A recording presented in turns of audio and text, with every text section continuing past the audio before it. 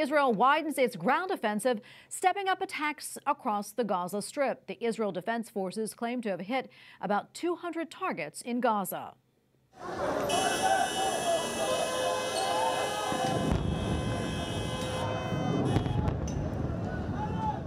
Loud explosions rock the town of Khan Yunis, now in the center of the fighting. Dozens of injured were rushed to Nasser Hospital, but the facility is already overcrowded and its resources are dwindling. Meanwhile, the IDF has given fresh evacuation orders in Gaza. A UN agency said today that 1.9 million people have been displaced. That is more than 80% of Gaza's population, and now aid groups are warning that people are running out of places to flee. Akram Al Satarri is a Gaza-based journalist, and he joins us now. Akram, I understand you're in Khan Yunis. What's the situation there? The situation where I am now in South Gaza is extremely catastrophic. Very large number of people, tens of thousands of families, grabbing whatever they can, their belongings, their mattresses, their blankets, their gallons of water, their medications, and trying to head to the very south of the Gaza Strip. They received air-dropped leaflets, and they're asked, according to them, to leave to the southern part of the Gaza Strip. Those leaflets are very complicated, and they are explaining where the people of Gaza should move.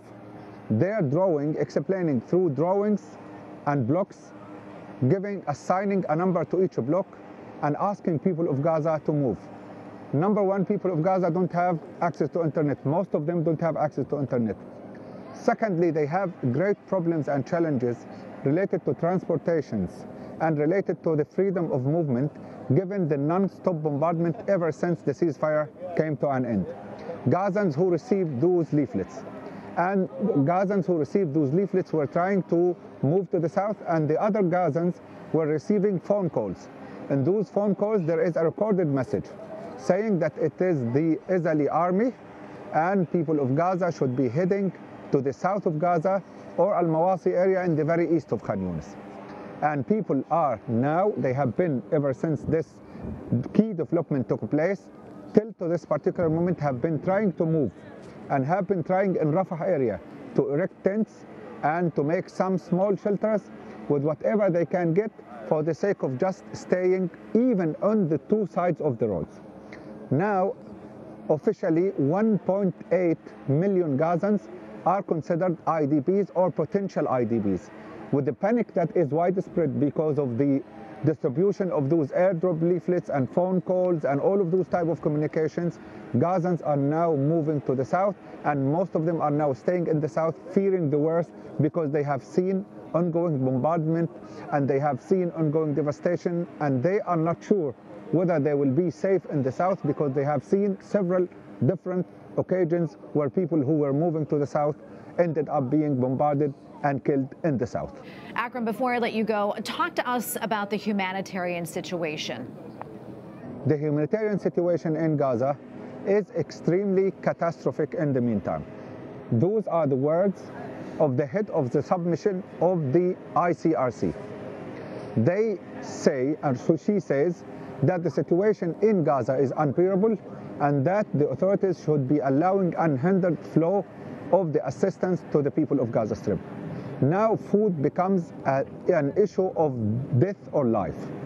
Now the water is a challenge for the people of Gaza. With the disruption of many of the desalination units, with many of the water treatment plants all over the Gaza Strip, people in Gaza are facing some serious public health issues.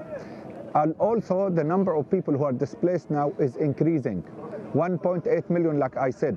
And with those 1.8 million comes a great deal of a challenge, a great deal of need, a great deal of vulnerability, and a great deal of a crisis of protection and access as well. So Gazans now are living a very bad and ever worsening humanitarian situation that is likely to worsen by the ongoing bombardment that you can hear in the background that was non-stop ever since the ceasefire came to an end. Akram Al Satarri from Khan Yunis in Gaza, thank you so much.